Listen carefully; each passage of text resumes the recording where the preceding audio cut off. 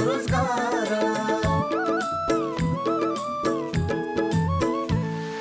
सबै मिलिजुली गरौँ उन्नतिको कर्म, स्वावलम्बी र समृद्धि नै सहकारीको मर्म। समानता र स्वाधीनताको भावनाले भरौँ, आर्थिक अनि सामाजिक सांस्कृतिक विकास गरौँ। सहकारी दर्पण, सहकारी दर्पण, सहकारी दर्पण।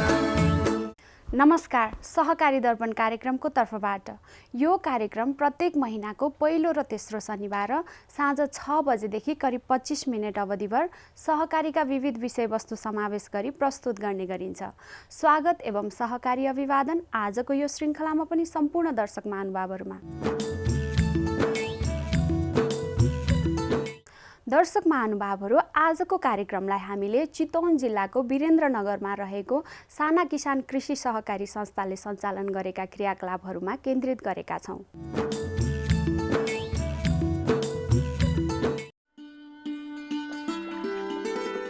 चितवन जिल्लाको राप्ती नगरपालिका वडा नम्बर 8 वीरेन्द्रनगरमा रहेको साना किसान कृषि सहकारी संस्था विक्रम सम्वत 2052 सालमा स्थापना भएको सहकारी संस्था हो। धेरैजसो स्थानीय कृषिमा आश्रित रहेको यस स्थानमा परम्परागत भन्दा पनि व्यावसायिक कृषि विकासमा सघाउ पुर्याई स्थानीयको अवस्थामा सुधार ल्याउने मुख्य ध्येयका साथ संस्थाको स्थापना भएको पाइन्छ। संस्थाले स्थापनाको 25-26 वर्ष पार गरिसक्दा यहाँको कृषिको अवस्थामा पनि धेरै सुधार गरेको महसुस गर्न सकिन्छ। यस सँगसँगै व्यावसायिक कृषिका माध्यमबाट नै आफ्ना सदस्यहरूको अवस्थामा पनि धेरै सुधार ल्याउन सकेको संस्थाका पदाधिकारीको भनाइ छ। उहाँहरूको आर्थिक अवस्था त्यति बेला अत्यन्त नाजुक, कसैले 2 पैसा नपत्याउने र खानाको लागि अथवा चाहिँ समस्या पर्दाखेरि पनि पैँचो माग्न जाँदाखेरि पनि नदिने अवस्थामा साना किसानमा चाहिँ बिना धितो समूहमा आबद्ध भएर कारोबार गर्दै गइसकेपछि अहिले उनीहरूको परिवर्तन भएर तपाईँको यही चोकमा माथि डाँडा चाहिँ जङ्गलको मुखमा बसेका मान्छेहरू अहिले यही वीरेन्द्रनगर चोकतिर घडेरी किनेका छन्, घर बनाएका छन्। तिनीहरूको परिवर्तन भएन। साना किसान मार्फत उहाँहरूले साना किसानप्रति अत्यन्तै सराहना गर्छन्। उनीहरूले अत्यन्त राम्रो लाग्छ नि। हामीलाई त हिजोको हेर्दाखेरि त अहिले त अत्यन्तै गर्व लाग्छ हामीलाई। यो संस्था हामीले यहाँ ल्याउन सक्यौँ, उनीहरूको जीवनस्तर माथि उठाउन सक्यौँ, उठ्यो भनेर गर्व गर्न सक्यौँ। पहिला हामीहरूका यो उत्तरी बेल्टमा धेरैजसो हाम्रो साना किसान यो संस्थासँग उत्तरी बेल्टतिर चाहिँ आबद्ध छ। वीरेन्द्रनगर, साबिकको वीरेन्द्रनगर भनेको त्यो भनेको अलि उत्तराखण्ड भनेको अलि सुक्खा क्षेत्र, सुक्खा क्षेत्र भएको हुनाले त्यसमा सिँचाइ कम थियो। अहिले विभिन्न निकायबाट साना किसानको पनि भूमिका, साना किसानले त पहिला तपाईँको यो आयोजनाको पालादेखि र हामी साना किसानमा हस्तान्तरण गरेदेखि पनि सिँचाइको लागि चाहिँ सामूहिक रूपमा ऋण लगानी गरेर कुनै सामुदायिक कार्यक्रममा चाहिँ के अरे बजेटै दिएर र पनि चाहिँ गरेको छ। शिक्षा, तालिम, भ्रमण यी चाहिँ पनि गरेको छ। मुख्य गरी सदस्यहरूको हितलाई नै सर्वोपरि ठानेर समन्वयात्मक तवरले संस्थाले सञ्चालन गर्दै आएको व्यावसायिक कृषिका क्रियाकलाप निकै उल्लेख्य रहेको महसुस गर्न सकिन्छ। कृषि विकासको लागि विभिन्न सरकारवाला निकायसँग सहकार्य गर्दै संस्थाले प्रशंसनीय तवरले भौतिक पूर्वाधारको निर्माण गर्न सकेको देखिन्छ, जसका माध्यमले कृषिको विकासमा अगाडि बढ्न सजिलो हुन गएको महसुस गर्न सकिन्छ। यो बिउ उत्पादन तथा प्रशोधन केन्द्रलाई त्यसैको एउटा उदाहरणको रूपमा हेर्न सकिन्छ। ठूलो क्षेत्रमा फैलिएको यो प्रशोधन केन्द्र निकै व्यवस्थित छ। विभिन्न आधुनिक औजार तथा उपकरणहरू मार्फत यहाँ विभिन्न बालीका बिउ प्रशोधन कार्य हुने गरेको देखिन्छ। कृषि उत्पादनमा बिउ मुख्य स्रोत रहने गर्दछ, तसर्थ विभिन्न बालीको राम्रो र असल बिउको जोहो गर्ने कार्यमा यस केन्द्र मार्फत उल्लेख्य कार्य हुँदै आएको महसुस गर्न सकिन्छ। बाली कटानीदेखि प्रशोधनको प्रक्रिया पूरा गर्नका लागि आधुनिक औजार तथा यान्त्रिकरणको प्रयोगले यहाँ कृषिको पूर्ण व्यावसायिकताको बाटोमा संस्थाले प्रशंसनीय उपलब्धि हासिल गरेको पनि महसुस गर्न सकिन्छ। संस्थाले आफ्ना सदस्यहरूको अवस्था र उनीहरूले गर्दै आएको कृषिजन्य कार्यलाई व्यावसायिक बनाई त्यसबाट राम्रो आर्जन हुने पाटोमा पनि प्रोत्साहन गर्दै आएको देखिन्छ। बजारको मागलाई ध्यानमा राखेर कृषि उत्पादनमा सहयोग पुर्याउँदै आएको यस साना किसान कृषि सहकारी संस्था मार्फत सदस्यहरूले गरेको उदाहरणीय कार्यहरू पनि छन्। यो गोलभेडा खेती गर्ने संस्थाकै एकजना सञ्चालक सदस्य समेत रहेकी शेर सदस्य हुन्। व्यावसायिक रूपमा गोलभेडा खेतीको साथमा दूध उत्पादन गर्ने ध्येयले गाई पनि पालनमा लागेकी छिन्। यो टमाटरलाई लगानी चाहिँ अहिले 2.5 लाख भेटेको छ। मैले यही साना किसानबाट ऋण लिएको, गाईको लागि ऋण लिएको छु 9% ब्याजमा। त्यो 9% ब्याजले 9%मा ऋण लिएर गाई किनेको छु। त्यो गाईको दुधबाट उत्पादन भएको पैसाले चाहिँ यसमै लगानी गरेको छ अहिले। अनि मलहरू पनि त्यही गाईहरूबाट उत्पादन भएको मल ल्याएर यहाँ राख्ने गरेको राख्यो, हाल त्यही गरिन्छ। आम्दानी चाहिँ कस्तो हुने रहेछ त टमाटर खेतीबाट? यो सिजनमा हाम्रो खर्च कटाएर पनि 1.5-2 लाख रुपियाँ आम्दानी बस्छ। जागिरबाट भन्दा पनि यो पशु र तरकारीबाट चाहिँ हुन्छ जस्तो लाग्यो मलाई। त्यसकारणले मैले जागिरपट्टि भन्दा पनि आफ्नै व्यवसाय सञ्चालन गर्छु। घरमा काम गरेर फुर्सद भएको समयमा गाईबस्तुलाई टाइम दियो अनि खेतीपातीमा दिदीबहिनीहरू लगाइन्छ, उहाँहरूसँगै आएर यसो आफूले पनि रेखदेख गर्न पाइन्छ। यहाँबाट आएको आम्दानीले छुट्टै अर्को आफ्नो घर खर्च चलेको छ, बच्चाहरू पढाउनको लागि सजिलो भएको छ। संस्थाले वैदेशिक रोजगारीको विकल्पको रूपमा स्वदेशमै रोजगारीमा प्रोत्साहन गर्दै युवाहरूलाई कृषि व्यवसाय मार्फत स्वरोजगार बन्नमा प्रोत्साहन गरेको देख्न सकिन्छ। बङ्गुर पालनमा लागेका स्थानीय यी युवा अहिले बङ्गुर पालनमा निकै खुसी छन्। आफ्नो अनुभव सुनाउँदै भन्छन्, अब विदेशमा अब त्यही हो, अर्काको अधीनमा काम गर्नु पर्यो, समय भन्न पाइएन, कुन समय काम गर्ने, कुन समय खाने, त्यो अब अरूको खटानमा गर्नु पर्यो। आफ्नो भनेको त आफ्नै हो, आफूले जसरी तह मिलाउन सकिन्छ आफ्नो लागि त्यो अनुसारको चाहिँ आफूले चाहिँ गर्न सकिन्छ। अब घर परिवारसँग बस्न पाइयो, आफ्नो बालबच्चालाई अब हेरेर चाहिँ अब होइन पढाइ लेखाइमा के कस्तो गरेछ आफूले सबै आफ्नो चाहिँ अधीनमा राखेर काम गर्न पाइयो, त्यो नै फरक छ सर। अब विदेश त अब सपनामा नि सोचेको छैन, किन भन्दाखेरि पहिला गएर विभिन्न किसिमको हन्डर दुःख खाइयो, अब पाउने नि पाइयो, नपाउने नि पाइयो। अहिले मैले बङ्गुर व्यवसायमा लागिसकेपछि अब यो बङ्गुर व्यवसाय दर्ता गराइसकेपछि त्यसलाई देखाएर सहुलियत दरमा चाहिँ ब्याज दरमा चाहिँ मैले चाहिँ अहिले लिन पाउँदा सहकारी भएकोमा एकदमै मलाई चाहिँ अब आफू पनि सदस्य छ त्यो माथि, त्यो कारणले गर्दाखेरि मलाई चाहिँ एकदम गर्व लागेको सर। अहिले मेरोमा त्यही सानो ठुलो गरेर 30-32 वटा छ सर। बजार त अहिले नेपालको बजारमा बङ्गुरको मासु, बङ्गुरको बच्चा एकदमै तपाईँले चाहिँ जहाँ जतिखेर भए पनि तपाईँले बिक्री गर्न सक्नुहुन्छ। तपाईँको खोरमा चाहिँ बच्चा या मासु उत्पादन हुनु पर्यो, त्यसको बिक्री वितरणमा समस्या छैन सर, एकदम छ, राम्रो हुँदो रहेछ। जे होस् आफूले चाहिँ निरन्तर रूपमा चाहिँ लागेर काम गऱ्यो भने पक्का पनि हुँदो रहेछ भन्ने कुरो चाहिँ छ सर। बङ्गुर पालनबाट सन्तुष्ट रहेका यी युवा जस्तै बाख्रा पालनमा गएको 1.5 वर्ष अघिबाट जुटेका वासुदेव कणेल पनि पहिला रोजगारीको लागि विदेश गएर आएका हुन्। सुरुमा सहकारी संस्थाबाट 1 लाख रुपियाँ ऋण लिएर थालेका उनले बाख्राको संख्या पनि बढाउँदै लगेका छन्। म सुरुमा स्टार्टिङमा सर म 7 वर्ष मलेसिया बसेर आएको। त्यहाँ बस्दाखेरि पनि मलाई भनेको जस्तो कमाइ कहिले पनि भएन। अहिले आएको यहाँ 1.5 वर्ष भयो। 1.5 वर्षमा 9वटा गाईको माउबाछी गरेर 9वटा बनाएँ र 47वटा बाख्रा बनाएँ।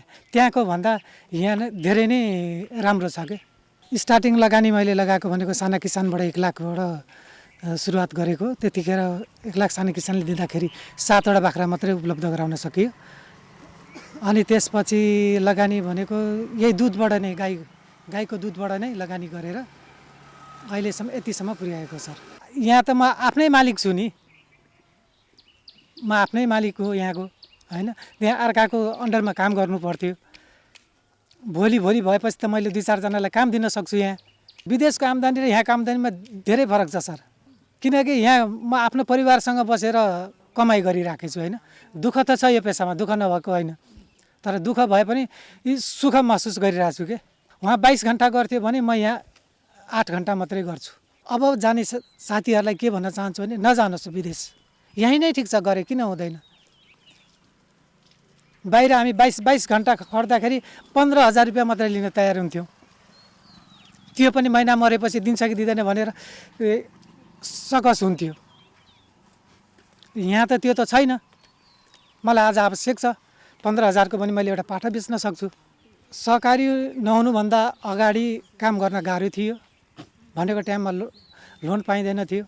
अहिले हामी सहकारीका सदस्य भएका छौँ, भनेको टाइममा जतिखेर जाँदाखेरि पनि लोन पाइन्छ।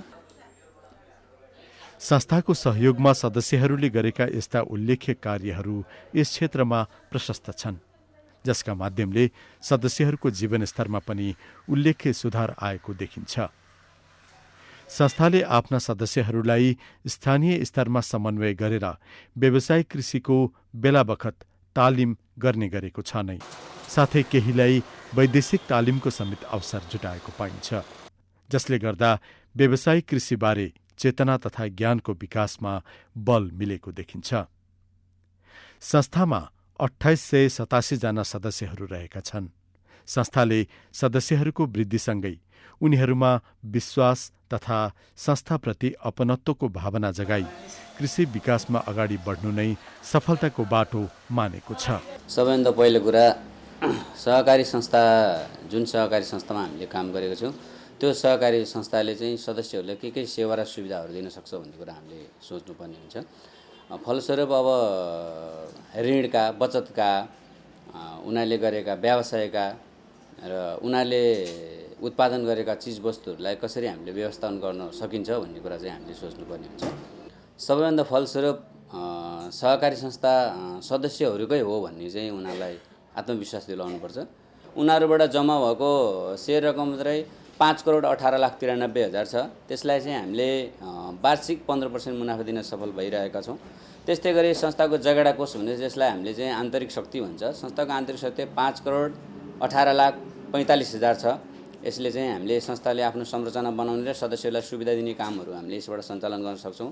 सदस्यहरूबाट मात्रै जम्मा गरेको बचत हाम्रो 38,30,00,000 छ र हामीले त्यो रकम र अन्य ब्याङ्कहरूसँग चाहिँ लिएको रकम गरेर टोटलमा हामीले अहिले लगानीमा चाहिँ 61,13,82,000 लगानीमा रहिरहेको छ। सदस्यले मासिक ब्याज बनाउँछौँ, नियमित किस्ता बुझाउनुहुन्छ, उहाँहरू इमान्दार र विश्वासिलो भएर लिएर आइरहनु भएको छ।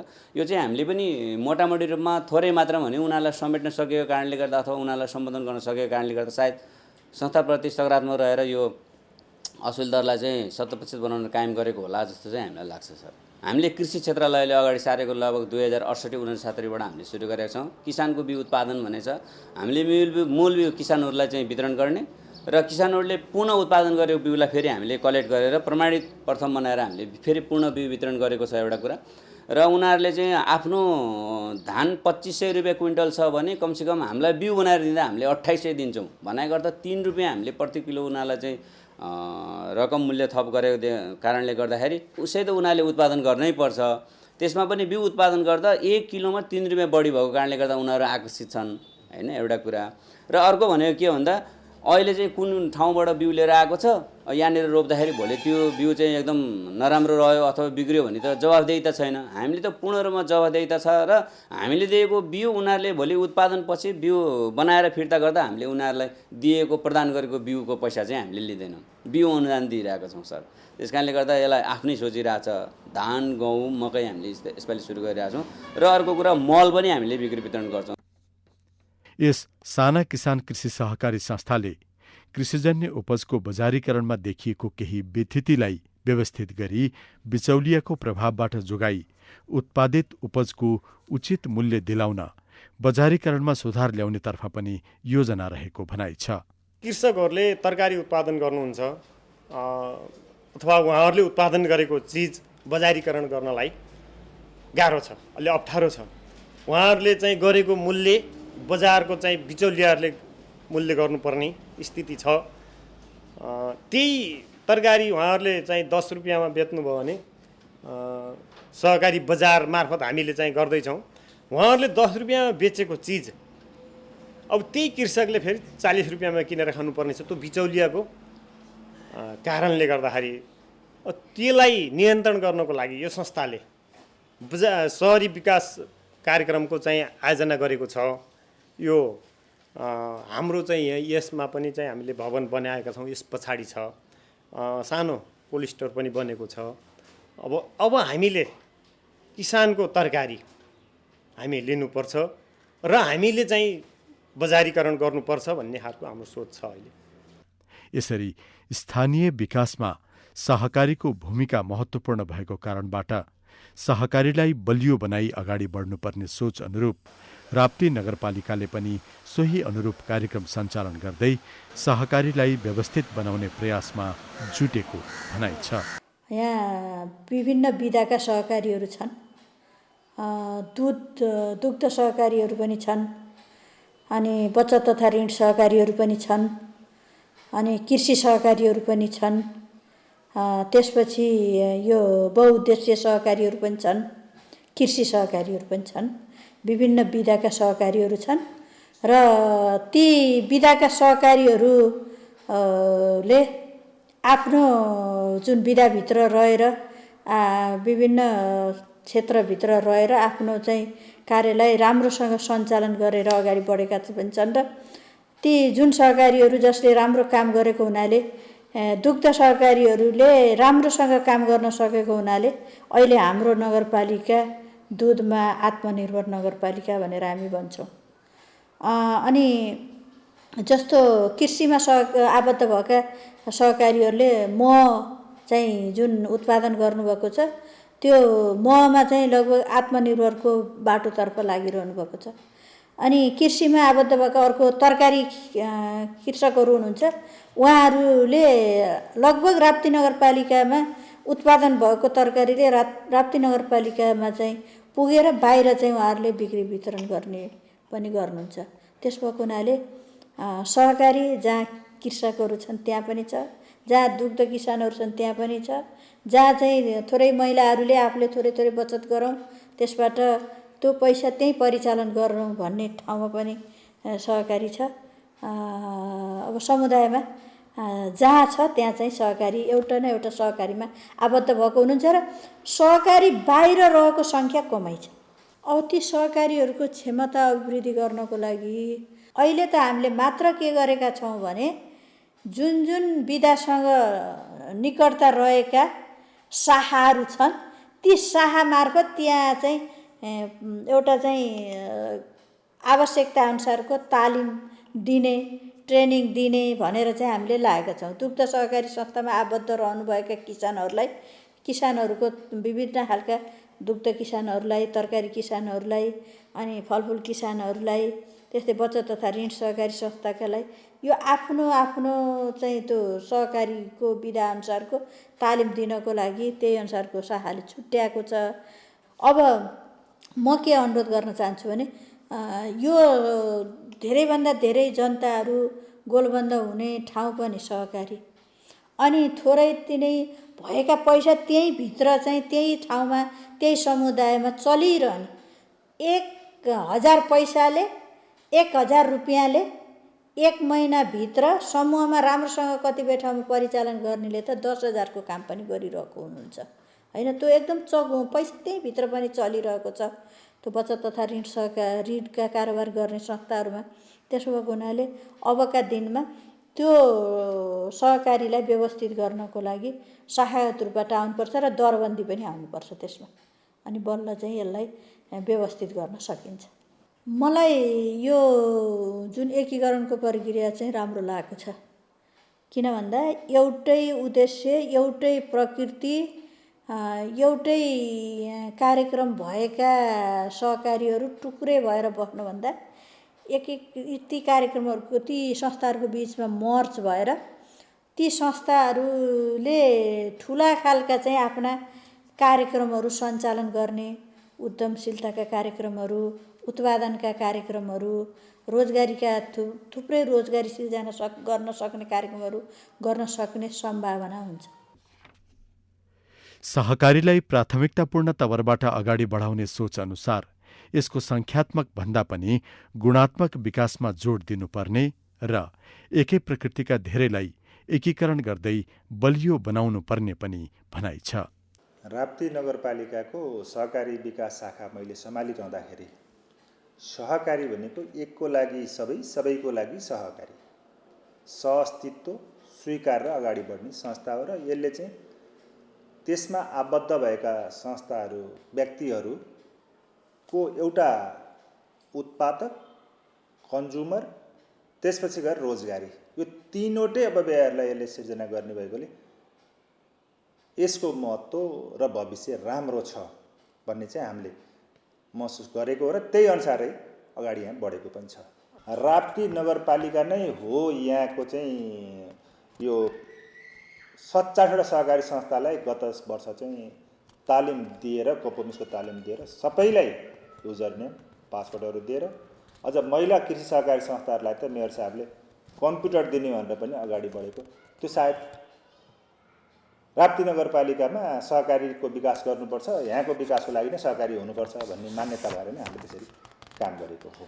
हामीले उस्तै प्रकृतिको सहकारी संस्था दर्ता गर्न आउनुभयो र तपाईँको नजिक भएकैमा तपाईँहरू आबद्ध हुनुहोस् र अहिले हामी दर्ता गर्दैनौँ भनेर राप्ती नगरपालिकाको सहकारी ऐन 2074 र संशोधितले अब नगरपालिकामा नयाँ सहकारी संस्थाहरू दर्ता नगर्ने, बरु मर्ज गर्ने, सदस्यहरूलाई कोही चाहन्छ भने त्यो सहकारी संस्थामा थप्न बरु हामीले कहाँनिर सहयोग गर्नुपर्छ, सहकारी संस्थालाई भनिदिनु पर्ने हो कि त्यहाँको अध्यक्ष उपाध्यक्षलाई भनिदिनु पर्ने हो कि या सहकारीको सदस्य बन्न चाहने व्यक्तिहरूलाई यहाँ तपाईँहरू एडजस्ट हुनुहोस् भन्ने हो कि भनेर हामीले त्यो समन्वयात्मक भूमिका चाहिँ हामीले निर्वाह गरेका छौँ।